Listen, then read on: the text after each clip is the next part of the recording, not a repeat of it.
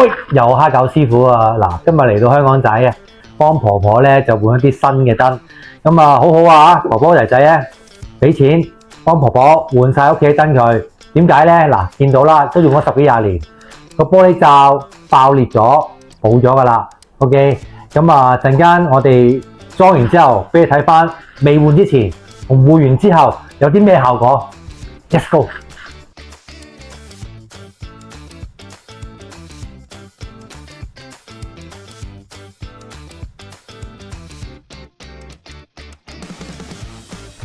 喂，有陣時候咧裝燈都有啲奇怪嘢發生嘅。嗱，你睇下呢個燈座入邊咧，竟然有咁多蛋喎。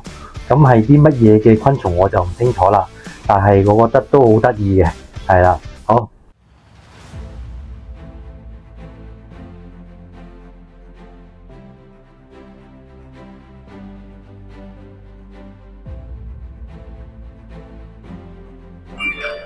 搞掂啊！